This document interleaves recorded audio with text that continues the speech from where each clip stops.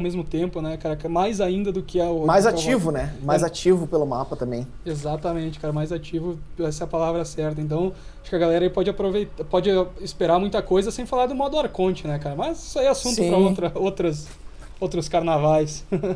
isso aí.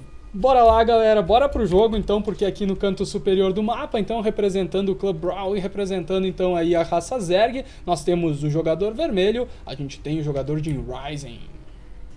E lá embaixo, bem no meio do mapa, de azul, o nosso jogador Protoss, que tá numa situação delicada no confronto, tá 2-0 pro adversário, e ele precisa de 3 milagres se ele quiser continuar no páreo. Pois é, cara.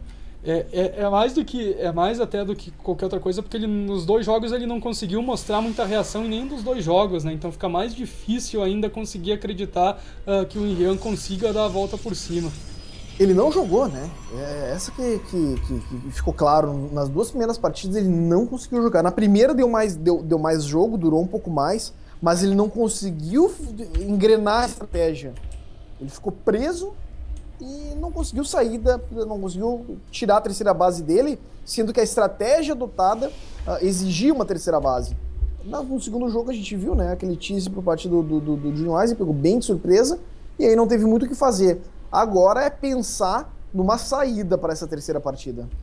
Pois é, cara. O que ele pode fazer, cara? Vai Vai fazer depender. vai fazer um... Vai lá. Ah, achei que ia fazer uma expansão ali, o Jim Rising. Aonde isso? Ah, ali na expansão. Ali, né? Não Não, cara. duvido, né, cara? Aí seria muita coisa pro meu coração, cara. O Jim Rice ia aprontar uma dessas, mas agora sim, o Ian conseguiu finalmente afugentar. O Jim Rising conseguiu ter a informação que ele precisava, já viu o timing, que é importante da expansão natural, o que fez ele mesmo tirar a própria terceira base, e por enquanto um jogo parecido com aquele primeiro, né? Sim, sim, sim. E o detalhe nesse mapa aqui que a gente conversou um pouco no jogo do Eric, é aquele mapa que tem, né, a expansão natural bem protegida, ela é inclusive mais protegida que a principal, e isso incentiva bastante os jogadores a irem para um jogo econômico. E um detalhe importante aqui é que ele tirou duas incubadoras, só depois tirou o fosso, justamente porque ele se sentiu seguro em fazer isso, porque mandou o trabalhador bem cedo para fazer o reconhecimento. Exato. Uma coisa que eu acho interessante nesse mapa também é o fato dele ser esse mapa vertical, né? Não tem Sim. espaço de horizontal, de maneira horizontal. Eu achei esse mapa com essa dinâmica aí, eu achei bem legal. Sim, sim, sim. E ele segue uma ideia. Olha que interessante.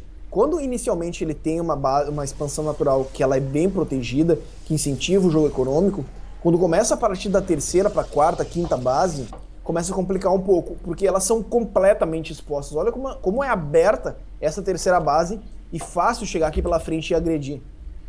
Pois é, cara.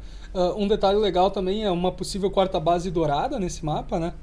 Ele Sim. tem essa base por aqui, tem outros posicionamentos também de base dourada, então os jogadores podem ter essa liberdade, e o Enrian parece que vai para uma terceira base.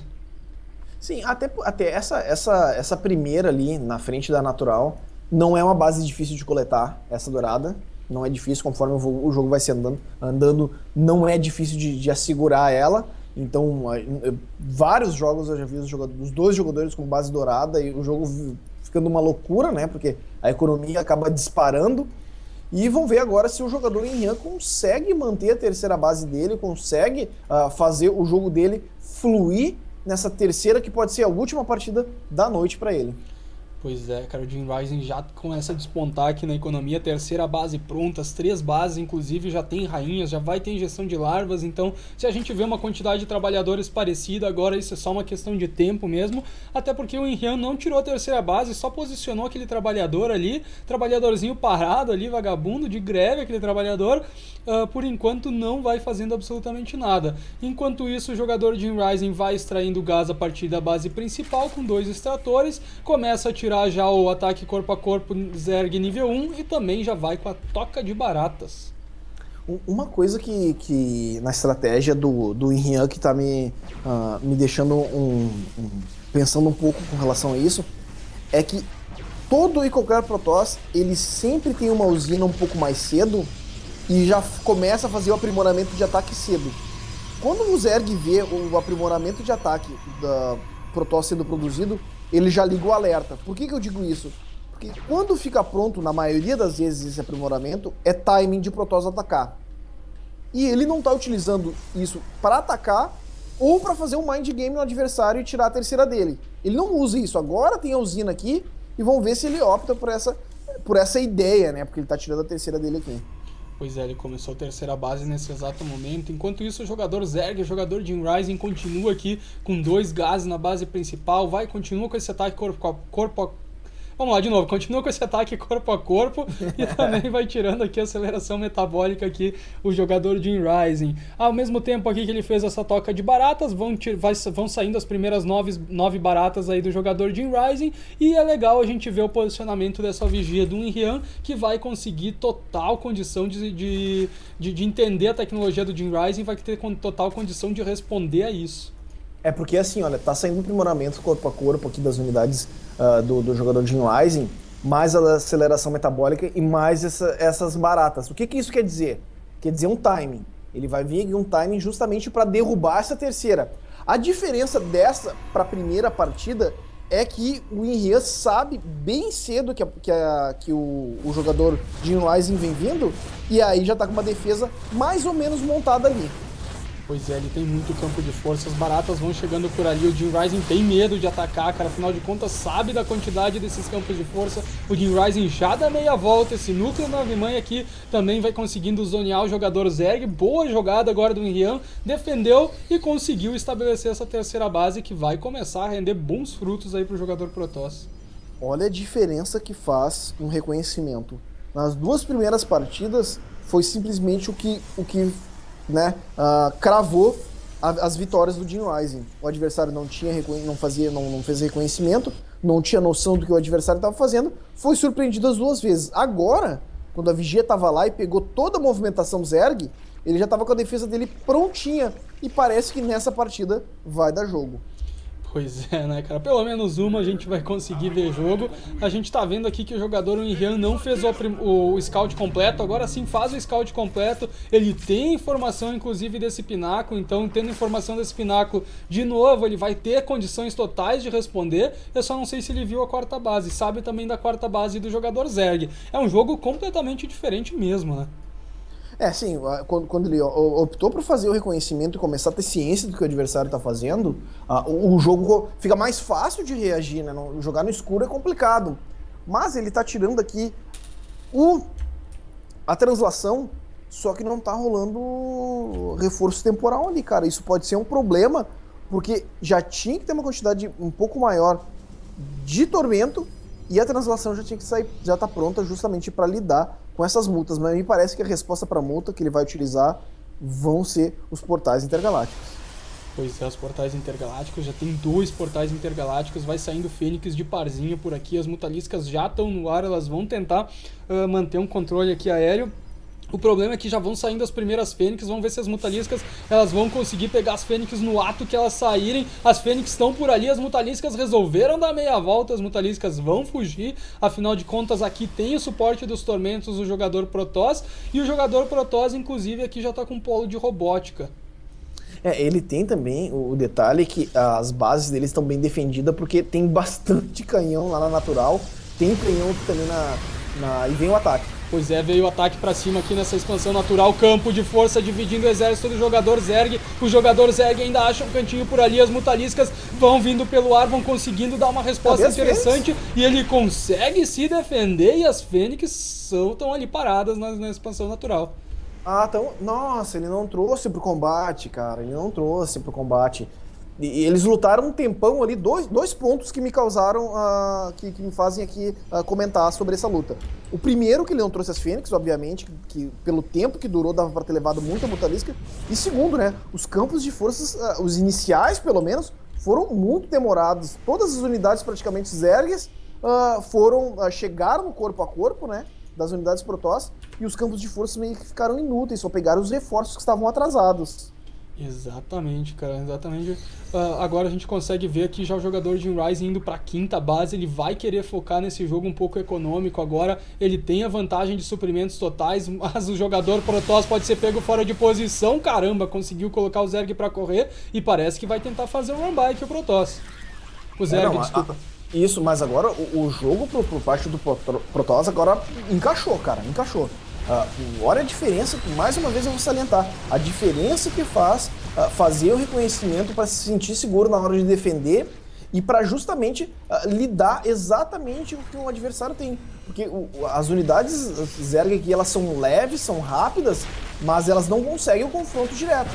Pois é, olha só, o jogador Zerg tentou uma movimentação, rolou uma translação ali por parte daqueles tormentos. Os Zergnídeos vão tentar fazer um run-by, tem alguns tormentos perdidos no meio do mapa. Zergnídeo vai conseguindo dar surround por aqui. Tem um engage rolando também aqui nessa base dourada do jogador Zerg. O jogador Zerg fez uma transição aqui, tentou fazer uma transição para Hydra, mas é muito Protoss. Tem ali também, inclusive, uns infestadores, pode usar algum crescimento fúngico. Caramba, o Inrian tá parado, agora sim ele resolve partir para cima dessa base do Zerg. O Zerg deve perder essa base, apesar de que conseguiu defender momentaneamente. Crescimento fúngico em cima daquele Colossus, crescimento fúngico pra cima daqueles tormentos. Zergnídeos vão conseguindo limpar tormento, o tormento tá difícil, ele vai salvando aquela base, Barba, e vai conseguindo limpar muito tormento por aqui.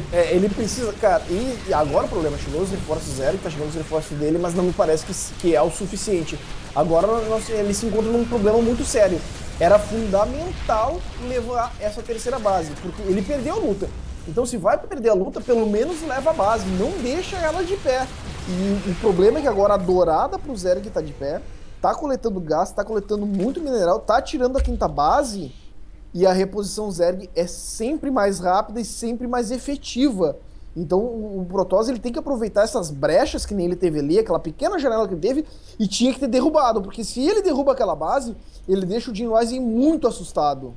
Pois é, cara, o problema é que ficou de pé, ficou muito de pé aquela base. Não podia, se ele forçasse, né, como tu comentou, ele levava, porque conseguiu levar mais da metade aí da vida dessa base. Então era só realmente uma questão de foco que ele resolveu não manter, cara. É legal a gente ver agora essas Fênix aqui tendo um pouquinho de controle, levou 2 ou 3 hidraliscas ali do seu adversário, mas o momento pode dar uma resfriada para daqui a pouco a gente ver mais um engage gigantesco, né? Agora o que ele tem que fazer? O que aconteceu com o Inrian? É juntar mais uma bola de unidades, se deslocar pelo mapa e tentar levar bases, né? Porque tem que tirar a economia do Zerg. O problema é que a transição para Hydra, aprimoramentos e transição para Mammutos meio que sela a partida. Se o jogador Inrian não for completamente destruidor no próximo combate, não sei se ele consegue voltar, porque só agora tá estabilizando a quarta base dele, não tá rendendo o suficiente ainda a quarta base dele. Pois é, cara, apesar de ele ter a quarta base, o Jim Rising já tem a quinta, né, cara? Já faz algum tempo que essa quinta base aí tá de pé e tá conseguindo render alguma coisa pra ele. Olha só aquelas Fênix num movimento um pouco estranho. Tem algumas Fênix ainda ali pelo meio do mapa, pode tentar alguma coisa, tentar pegar algum trabalhador, mas não, cara, o Jim Rising também não conseguiu levar. Eu não vi se as Fênix ou se o jogador Inrian teve a informação dos Mammutos. Deixa eu dar uma olhadinha aqui na visão dele, porque essas Fênix elas podem servir pra fazer o reconhecimento, né? Exato. Não, ele não tem noção, ele não foi mais na base principal lá do Zerg. E quando ele passou por cima ali, ele também não viu o Mammutos, né? O Mammutos não tinha saído ainda ali, eu acho. Nossa, Mammutos com Hydra, né, cara? Que é complicado. Caramba, cara, Mammutos com Hydra é basicamente um tanque, melhor tanque do jogo contra um DPS, melhor DPS do jogo. Vamos ver como é que vai ser isso. O jogador de Rising vem pra cima, tem alguns Zergnídeos também aqui pra tentar empurrar o exército do jogador Protoss de volta. Vem transdobrando algumas unidades, os Mammutos vão caindo, Mammutos a Mammutos. O jogador Inrian vai conseguindo se defender, vai perdendo também, inclusive algumas Hydras, mas a troca de unidades pro Jim Rising parece que foi interessante, afinal de contas ele conseguiu fazer um run-by na base principal do jogador Protoss. O jogador Protoss agora perdeu totalmente a capacidade de reposição. Meu caro Barba, acho que vai ser um GG. Nossa, agora complicou a vida dele porque o Zerg já tá maximizado de novo e tem um problema muito sério. A única grande vantagem que o Inrian tem é esse aprimoramento de ataque que machuca muitas unidades Zergs e os Mammutos ainda não estão completamente aprimorados. Só que ele acaba perdendo na troca. E aí esses run-bys começam a machucar, e ele não consegue maximizar mais. Pode ver que a produção dele só tá produzindo um imortal por vez, não sai mais unidades pra ele, e aí fica complicado ficar trocando unidade com o Zerg. Pois é, vem pra cima o jogador Zerg, olha só, aqueles mamutos vão conseguindo levar esses imortais, os Zergnídeos vão tentando fazer alguma coisa por ali, é bastante Zergnídeo, vai conseguindo focar algumas unidades, a movimentação do Ian é uma movimentação muito boa, ele vai conseguindo tirar proveito das unidades, mas é Zerg, o Ian é Zerg, Zerg é enxame, vem pra cima, continua, mamutos agora estão um pouquinho divididos, o jogador Ian vai conseguindo lidar com esses mamutos, mas olha só, de novo o jogador Jim Rising, 170 contra 133 de suprimentos, pro jogador Jim Rising maximizar é um tapa, né? É um tapa e nós entramos num problema aqui meio sério, porque acontece o que aconteceu no jogo passado. O jogador Protoss ele nunca consegue, todas as trocas que ele fizer com a economia debilitada é ruim pra ele, e não pro Zerg. O Zerg ficar trocando pra ele, tudo bem, mesmo que ele perca, ó, mesmo que seja de graça aqui, para ele não tem problema, porque ele tem economia, a economia dele tá voando e dá suporte pra esse tipo de coisa. Exatamente, a gente já vê o Jim Rising batendo no teto, de novo 200, 200, ele vai se movimentando por aqui, tem alguns mamutos, tem alguns Zergnídeos, ele vai tentando trocar as unidades, o jogador Inrian vai tentando tirar o máximo de proveito possível, o problema é que olha só, o posicionamento do Inrian é um posicionamento excelente, não cai aqueles colossos de jeito nenhum e isso vai deixando o Inrian vivo, né? Sim, vai deixando ele vivo. A única chance que o Jim Rising tem de perder é não conseguir unidade suficiente pra matar isso daí. É a única chance mesmo que o Rinha tem. É isso que ele tem aí, um outro reforço que vier, e agora ele começa a afetar a economia do Jim Rising, cara. Tô gostando disso, tô gostando do jogo, precisa ganhar essa luta. Pois é, agora chegaram os mamutos, chegaram com o suporte daquelas rainhas, vai rolar a transfusão, agora tem também inclusive alguns corruptores por ali, os mamutos que já são fortes, já aguentam muita porrada, podem virar imortais, vamos ver, transfusão pra tudo que é lado, os mamutos não vão caindo, agora os colossos do jogador Protoss vai caindo, caiu 2, vai cair o terceiro colossos, vai sobrar só por ali tormentos contra Zergnídeo, Zergnídeo tem uma vantagem aqui contra esses tormentos, agora sim, finalmente um engage muito bom pro Jim Rising. Sim, todos os engages não estavam, apesar de estar rolando troca, né, e isso sendo ruim pro adversário, as trocas estavam sendo efetivas pro Rian, ele não estava perdendo tanto assim, agora que machucou bastante que ele perdeu todos os colossos. Pois é, cara, olha só, ainda tem as Fênix por aqui pra tentar causar algum tipo de dano, mas já tem corruptores, esses corruptores foram importantes também, apesar de poucos, conseguiram causar um dano interessante ali nos colossos do jogador, o Inrian que agora desistiu de fazer colossos, tá indo pra uma estratégia com imortais, mas olha só o exército do jogador Zerg, é muito grande. É muito grande e vou continuar insistindo nesse lance de troca, né? Olha como é ruim. Ele só tá conseguindo fazer render justamente por causa do posicionamento, cara. O posicionamento tá ajudando muito ele. E agora vem essas duas destruidoras que surpreendeu e não tem tanta unidade aérea assim o jogador Zerg pra lidar com isso. Pois é, tem alguns corruptores por aqui, um mamutos perdido aqui no mapa, os corruptores não conseguiram lidar com aquelas destruidoras, não perdeu nenhuma destruidora, perdeu os dois corruptores por ali, enquanto isso o jogador Zerg consegue levar aquela quarta base do jogador Protoss e olha só onde é que o Jim Rising vai tirando a sua base, cara. Nossa, 11 mutas. 11 mutas de uma vez só, é muita coisa, vamos ver. Agora o Jim Rising começa a fazer uma troca de unidades, as mutaliscas, não sei se vai uma boa resposta, porque tem muito tormento, hein? Muito tormento barra 3, né, de aprimoramento, 3 de aprimoramento de ataque, e com translação, ou seja, consegue lidar, é o counter perfeito, né, Protoss pra muta, né. Com certeza, cara, mas olha só, o Jim Rising vai tentar fazer mais um run-by por aqui, achou essa base dourada do jogador Jim Rising, ele vai tentar levar a base dourada, a primeira base dourada do jogador Jim Rising, mas o Jim Rising já tirou o que tinha que tirar dali, vai fazendo um run-by muito bom aqui na base de expansão de terceira base do jogador Protoss, o jogador Protoss parece que não quer mais saber de absolutamente nada, pode ser um GG ou então uma troca de bases, mas nessas conjecturas, Barba, não sei se a troca de bases é boa pro jogador Protoss, hein?